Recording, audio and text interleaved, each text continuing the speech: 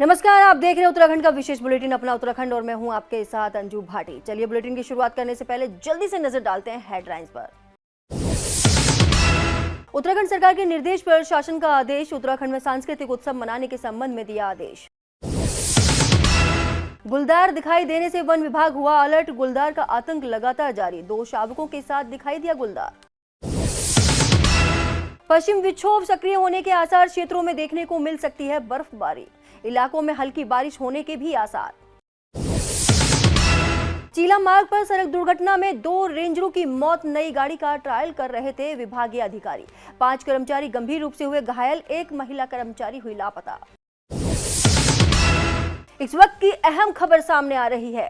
उत्तराखंड सरकार के निर्देश पर शासन का आदेश, उत्तराखंड में सांस्कृतिक उत्सव मनाने के संबंध में दिया आदेश। 14 जनवरी से लेकर 22 जनवरी तक सांस्कृतिक उत्सव मनाने के दिए गए निर्देश। गढ़वाल और कुमाऊं कमिश्नर के साथ सभी जिला अधिकारियों को दिए गए निर्देश। उत्तरायणी पर्व से लेकर श्री राम मूर्ति प्राण प्रतिष्ठा कार्यक्रम तक मनाया जाए सांस्कृतिक उत्सव। 14 जनवरी से उत्तरायणी मेला शुरू हो रहा है। इस साल 6 स्टार नाइटों का आयोजन किया जाएगा। मेले को लेकर भव्य आकर्षक बनाने के लिए नौकायन, हेली सेवा और नए कलाकारों को मौका दिया जाएगा, जिसको देखते हुए कुमाऊं कमिश्नर के साथ सभी जिला अधिकारियों को निर्देश दिए गए हैं। चलिए आगे बढ़ते हैं। उत्तराखंड में गुलदार का आतंक लगातार जारी है। अल्मोड़ा जिले के विकास खंड सल्ट के तल्ला सल्ट के कार्बेट टाइगर रिजर्व की सीमा से सटे हर्रा, तड़ियाल, पीनाकोट, रतनकोट आदि गांव में दिन दहाड़े गुलदार अपने 2 शावकों के साथ दिखाई दिया। ग्रामीणों का कहना है कि गुलदार सल्ट विभिन्न स्थानों में दिखाई दे रहा है। उन्होंने कहा कि आजकल बच्चों के स्कूल बंद है, मवेशियों के लिए चारा, घास, लकड़ी आदि मुश्किल हो गया है। गुलदार के आतंक से निजात दिलाने की भी मांग की जा रही है। हमारे विधानसभा सल्ट में हरड़ा में घर के पास बाघ नज़र आए। हमारे देवायल, रिपासी, मैठाणी, पोखरी, घसगोट, तराड़, हलमाड़ में बाघ देखा गया। लोग घर से बाहर निकलने का लोगों का भय बना हुआ है। महिलाएं जानवरों के लिए घास काटने से मजबूर हैं। ये अनुरोध है कि हमारे क्षेत्र में बाघ का आतंक दिन पर दिन बढ़ता जा रहा है और आए दिन लोगों को बाघ डेली दिखाई दे रहे हैं, जिससे लोगों के दिल में भय उत्पन्न हो रहा है। और मेरा सरकार से यही अनुरोध है कि हमारे क्षेत्र में, क्योंकि अभी सरकार भी डबल इंजन की सरकार है और इसमें सरकार को कुछ अहम फैसला लेना होगा। जैसे वीडियो वायरल हुआ तो हमें सूचना मिली, हमने तुरंत जो गोदी सेक्शन का ये मामला था, बीट अधिकारी और अनुभाग अधिकारी के नेतृत्व में हमने 5 सदस्यीय टीम बना के वहाँ भेजी और उन्होंने क्षेत्र के पीनाकोट, रतनकोट, बोड़तल्ला, हरड़ा इस क्षेत्रों में गांव में लोगों को जागरूक किया, लोगों के साथ मीटिंग की। और ये जो जाड़ों का मौसम है तो ठंड के समय में जो हमारे तेंदुए और ये जानवर हैं ज़्यादा सक्रिय होते हैं, तो इस समय ज़्यादा अतिरिक्त सतर्कता की ज़रूरत होती है। तो लोगों को उनके व्यवहार, उससे बचने के तरीके के बारे में जानकारी दी।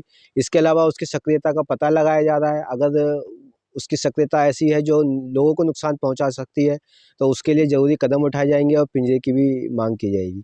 फिलहाल तो ऐसी स्थिति नहीं नज़र आ रही है जो हमारी गश्ती टीम ने जो रिपोर्ट दी है।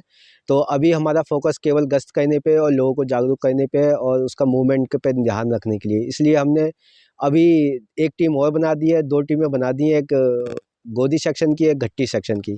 तो ये 5-5 सदस्यीय टीम बारी-बारी से जो है क्षेत्र का गश्त कर रही है, दौरा कर रही है और गाँव के लोगों के साथ मिल के जागरूकता फैला रही है।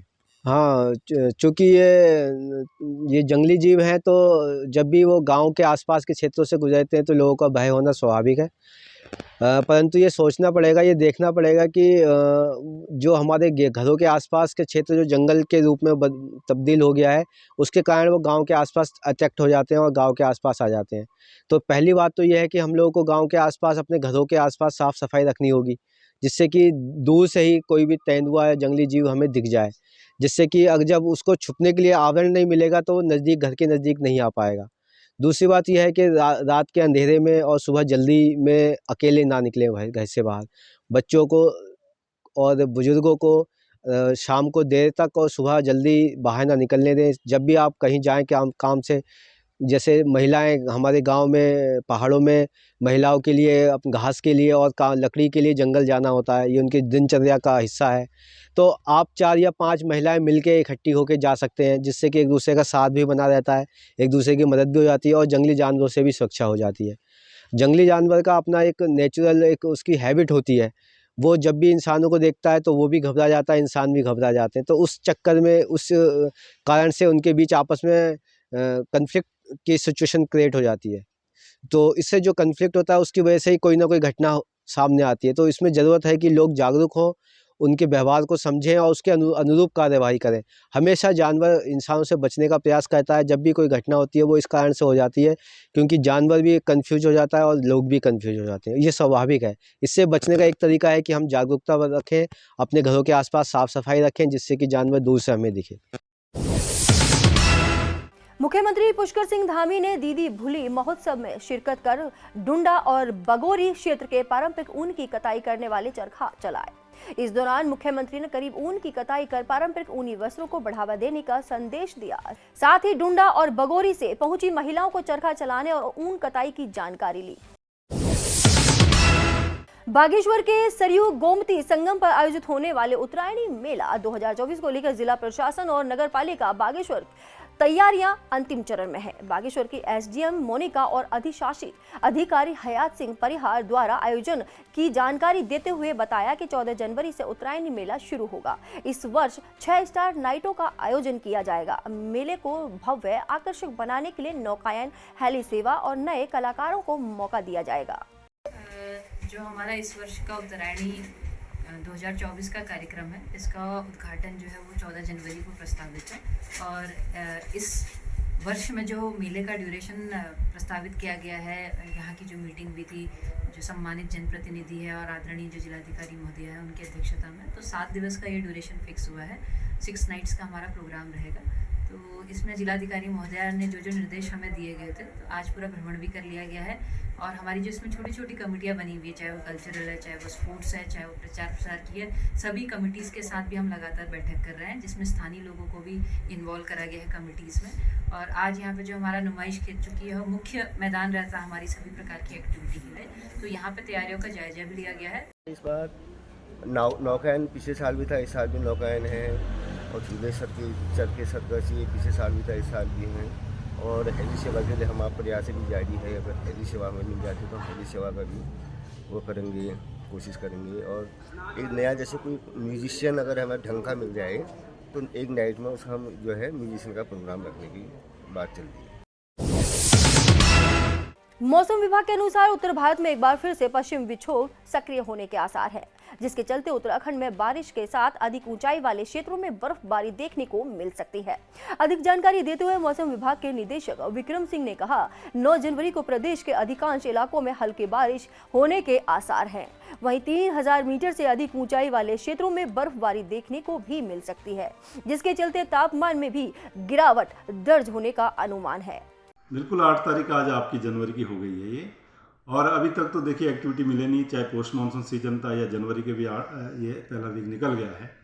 और जैसे पहले बोला था कि 9 को लग रहा था कि एक सिस्टम थोड़ा ठीक ठाक शायद आ सकता है, परंतु अब जो चीज़ें दिख रही है उसमें थोड़ा उतना ज़्यादा नहीं है, एक्टिविटी कमी रहने वाली है।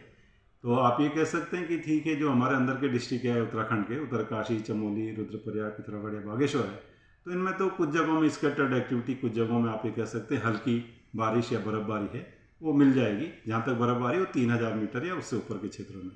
लेकिन अन्य डिस्ट्रिक्ट्स की बात करें तो थोड़ा बहुत थंडर एक्टिविटी और हल्की बारिश है, बहुत हल्की बारिश इक्का दुक्का जगहों में और जगह भी संभावना है। तो इस तरह का तो लग रहा है, लेकिन हाँ एक बहुत ज़्यादा एक्टिविटी हो या स्नोफॉल है आपके जो हमारी लोअर रिचेज है उस पर भी आ जाए, ऐसा लगता नहीं है। तो इसी तरह की स्थिति है। पहले भी बोला था कि 9 को है, तो थोड़ा बहुत जो एक्टिविटी है 9 को ही दिख रही है, और उसके बाद 10 से करीब मौसम वो साफ़ हो रहा है फिर से। तो अभी जो फॉग आपकी जगह जो मैदानी क्षेत्रों में बनी है, कल से वो भी हट जानी चाहिए। और उसके बाद भी जो उत्तर पश्चिम हवाएं थोड़ा तेज़ हो रही दिख रही है, तो ऐसा लगता है कि फॉग आगे भी जो है उसकी संभावना फिर कम हो सकती है। तो वो देखेंगे थोड़ा, लेकिन अभी देखा जाए तो 1-2 दिन हम फॉग अभी आगे नहीं रखेंगे। तो ये चीज़ है। और जो बारिश है तो वो 9 को ही है, उसके बाद मौसम फिर साफ़ हो रहा है। बाकी तापमान भी आप देख रहे हैं, अगर प्लान वाले छोड़ दिए जाओ, जो आपका हरिद्वार और उधम सिंह नगर है वहाँ तो ठिठुरन है फॉग की वजह से। लेकिन और जगह देखेंगे तो तापमान थोड़ा जो है सामान्य से ऊपर ही है, अधिकतम तापमान, और न्यूनतम तापमान भी करीब करीब सामान्य के आसपास है, 1 से 2 डिग्री तक जो है वो भी कहीं कहीं पर ऊपर भी है। तो ऐसा ही मौसम में कहूँगा 9 तारीख के बाद भी अगर देखें तो मौसम जैसा भी चल रहा है वैसे ही चलने वाला है। मैदानी क्षेत्रों में कोहरा हट जाना चाहिए, बस ये कि 9 को जैसे मैंने बोला कि थोड़ी बहुत एक्टिविटी तो दिख रही है, लेकिन जैसे पहले थोड़ा लग रहा था कि शायद अच्छी हो जाएगी और ज़्यादा होगी, ऐसा नहीं है। सर मैदानी मुख्यमंत्री पुष्कर सिंह धामी ने उत्तरकाशी जिला मुख्यालय पर रोड शो किया तो जन सैलाब सड़कों पर उमड़ आया। पारंपरिक वेशभूषा में सुसज्जित हजारों महिलाओं ने सड़क के दोनों तरफ खड़े होकर पुष्प वर्षा कर मुख्यमंत्री का भव्य स्वागत किया। इस आयोजन के जरिए जहां लोगों ने उत्तरकाशी जिले की समृद्ध सांस्कृतिक परंपराओं के विविध रूप रंगों का साक्षात्कार किया, वहीं यह आयोजन महिलाओं के सशक्तिकरण और जिले के विकास के लिए भी अत्यधिक महत्वपूर्ण साबित हुआ। इस मौके पर मुख्यमंत्री ने one district one product nation award में देश में दूसरे स्थान का सम्मान पाने वाले लाल धान की जानकारी ली। महिला किसानों ने मुख्यमंत्री को लाल धान की बाली भेंट की। राजाजी टाइगर रिजर्व के चीला रेंज में इलेक्ट्रॉनिक व्हीकल के ट्रायल हो रहा था, तभी बड़ा हादसा हो गया। खबर है कि इस हादसे में रेंजर और डिप्टी रेंजर समेत 4 अधिकारियों की मौत हो गई, जबकि 5 कर्मचारी गंभीर रूप से घायल हो गए। इसके अलावा एक महिला कर्मचारी लापता है। मरने वालों में एक वन क्षेत्र अधिकारी चीला शैलेश घिलडियाल हैं, जो पीएमओ उप सचिव घिलडियाल के भाई हैं। वन क्षेत्र अधिकारी चीला शैलेश घिलडियाल के अलावा वन क्षेत्र अधिकारी प्रमोद ध्यानी और सैफ अली खान की भी मौत की पुष्टि हुई है।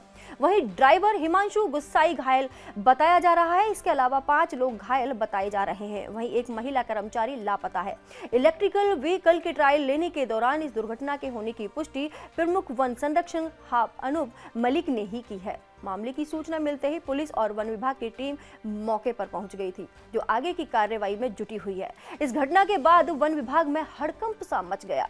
वन्यजीव प्रतिपालक आलोकी की नहर में गिरने की आशंका जताई जा रही है। हादसे की खबर मिलते ही वन अधिकारी मौके पर पहुंचे। घायलों को ऋषिकेश एम्स लाया गया है। ये बड़ी दुखद घटना आज घटित हुई है। अभी शाम के टाइम पे एसडीओ साहब और उनका स्टाफ जो है चीला रेंज में इसमें निरीक्षण में था, तो अचानक उनकी गाड़ी खराब हुई या कुछ ऐसी घटना हुई, एक्सीडेंट हो पड़ी उससे, और जिसमें 4 लोगों की डेथ मौके पे हो गई। 4 लोग घायल हैं और 2 लोग अभी लापता हैं, जिसमें एसडीआरएफ और फायर की टीम रेस्क्यू में लगी हुई है और घटना बहुत दुखद है। सर टोटल कितने आदमी थे गाड़ी में? और सर ये गाड़ी भी अभी डेमो के लिए आई है, ट्रायल के लिए आई है, क्या है इस गाड़ी में विशेष, क्या था सर? क्या अभी इतनी डिटेल तो मेरे पास सूचना नहीं है, परंतु यह है कि इसमें 4 लोगों की डेथ मौके पे हुई है। बहुत दर्दनाक घटना है और 4 घायल हैं। उनको ऋषिकेश एम्स खुद इंस्पेक्टर साहब लेके गए हैं और अन्य फॉरेस्ट का स्टाफ भी साथ में गया हुआ है। 2 लोग लापता हैं। कौन है सर वो 2 लोग जो लापता हैं सर? अभी एक तो अज्ञात में है, उनका कंफर्म नहीं हो पा रहा है, और एक एसडीओ साहब का बताया जा रहा है, लेकिन अभी कंफर्मेशन नहीं है। सर ऐसा बताया जा रहा है बाहर की टीम भी कोई आई हुई थी, जिसके साथ कंबाइंड इंस्पेक्शन जो है यहाँ पर फॉरेस्ट की टीम वगैरह करनी थी, और कुछ ट्रायल बेसिस पे थे इस गाड़ी में। इस संबंध में तो मुझे जानकारी नहीं है, फॉरेस्ट ही इसको बता पाएगा। सर मरने वालों के नाम की कोई पुष्टि है? अभी जो जिनकी डेड बॉडी निकली है उनको एम्स से ले गए हैं पुलिस वाले, तो डिटेल कुछ समय बाद आपको बता दिया जाएगा। अच्छा सर, जिनकी कैजुअलिटी हुई है क्या वो अधिकारी थे या फिर कर्मचारी थे, क्या थे? हाँ, उसमें अधिकारी भी हैं, कर्मचारी भी हैं, दोनों। हरिद्वार से जुड़े हुए कितने अधिकारी हैं या सर इस डिवीजन से चिल्ला डिवीजन? अभी इस तरह की तो पूरी जानकारी नहीं मेरे पास है। जो अधिकारी थे सर वो कौन से विभाग के हैं? अभी फॉरेस्ट के ही इसमें बताया जा रहा है। देहरादून पुलिस को बड़ी कामयाबी हासिल हुई है। राज्य स्थापना दिवस के दिन 9 नवंबर को राजपुर रोड स्थित रिलायंस ज्वेलरी शोरूम डकैती मामले के मास्टरमाइंड और मुख्य आरोपी शशांक को पुलिस ने पटना से गिरफ्तार कर लिया है। कृषि मंत्री गणेश जोशी ने विधानसभा देहरादून स्थित कार्यालय में काशीपुर स्थित मेगा फूड पार्क के लिए विद्युत ट्रैफिक निर्धारण के संबंध में समीक्षा बैठक ली। बैठक में मंत्री गणेश जोशी ने कहा कि सरकार द्वारा प्रदेश की फूड प्रोसेसिंग इकाइयों को कृषि के दर पर विद्युत उपलब्ध कराने का राष्ट्रीय जारी किया गया था, लेकिन इसका अनुपालन न होने की शिकायतें मिल रही हैं। सरकार ने एक जियो के तहत जो हमारी फूड प्रोसेसिंग की जो इंडस्ट्री है उनको कृषि के दर पर बिजली देने का शासनादेश निकाला था, लेकिन उसका अनुपालन नहीं हो रहा है, जिसकी वजह से काशीपुर जो मेगा फूड पार्क है वहां पर जितनी इंडस्ट्री 22 लगनी थी पूरी नहीं अभी लग पाई है, और जिन कुछ लोगों को सब्सिडी दी है उसको गलत डिस्ट्रीब्यूट करके होना यह था कि एक पट्टन उनसे लेना चाहिए था, बाकी गैप फंडिंग हॉर्टिकल्चर द्वारा दी जाती, उनको एक पट्टन के हिसाब से फंडिंग जो है गैप फंडिंग सरकार द्वारा की गई है। इन विषयों पर विस्तृत बातचीत हुई है, सारे जियो का हमारे सचिव अध्ययन कर रहे हैं और शीघ्र ही कैबिनेट में लाकर जो सरकार की मंशा है, जो कि आज इसके माध्यम से जहां हमारी जो उपज की खपत वहां पर होगी, कई लोगों को रोजगार भी उससे मिल रहा है, तो सरकार उसको जो है हम इसको कैबिनेट में लाकर शीघ्र इसका समाधान निकालें। खानपुर रेंज के बुधवा शहीद बीट के अंतर्गत सिकरोड़ा वन ब्लॉक में वन विभाग की भूमि को एसडीओ रुड़की के नेतृत्व में कब्जा मुक्त कराया गया है। हालांकि वन विभाग को अपनी भूमि को कब्जा मुक्त कराने में घटनास्थल को छावनी में तब्दील करना पड़ा और रिहायशी भूमि को कब्जा मुक्त कराया। वहीं सिकरोड़ा के पास की भूमि को उत्तराखंड सरकार ने सर्वे ऑफ इंडिया को सर्वे करने का नॉमिनेट किया हुआ है और जल्द ही उच्च अधिकारियों के आदेश के बाद अतिक्रमण को हटाया जाएगा। वहीं रुड़की एसडीओ साधु लाल ने मीडिया से रूबरू होते हुए बताया कि शासन के आदेश के बाद आज 7 हेक्टेयर वन भूमि को कब्जा मुक्त कराया गया है। वहीं उन्होंने बताया कि आगे भी जो इस तरह की भूमि से उसे कब्जा मुक्त कराने का कार्य किया जाएगा। हरिद्वार वन प्रभाग के अंतर्गत खानपुर रेंज के बुधवा शहीद बीट के अंतर्गत जो है सिकरोड़ा वन ब्लॉक में कई वर्षों से अतिक्रमण चला आ रहा था, तो इस अतिक्रमण को हटाने के लिए आज हमारे माध्यम से कार्रवाई की जा रही है। समस्त वन विभाग की टीम यहाँ पर हमारी मौजूद है और इसमें हमने लगभग 7 हेक्टेयर जो वन भूमि है उसको हमने जो है खाली करवा दिया है और हमारा इसमें ये प्लान है कि आने वाले समय में जो उच्च अधिकारियों द्वारा दिए जो निर्देश हैं उसके अनुसार हम लोग यहाँ पर वानिकी कार्य या जो भी हमारे अधिकारी हमको निर्देशित करते हैं उस तरह के कार्य हम लोग यहाँ पर करेंगे। सिकरोड़ा गाँव के आसपास जो है वास्तव में काफ़ी जगह जो है इस तरह के अतिक्रमण की बातें बार बार आती है, लेकिन वो सर्वे ऑफ इंडिया द्वारा जो है उत्तराखंड सरकार द्वारा जो है सर्वे ऑफ इंडिया को जो है नॉमिनेट किया गया है वहाँ पे जो सर्वे करने के लिए। जब सर्वे ऑफ इंडिया वहाँ पर जो है सर्वे करेगा उसके बाद जो है स्थिति स्पष्ट हो पाएगी।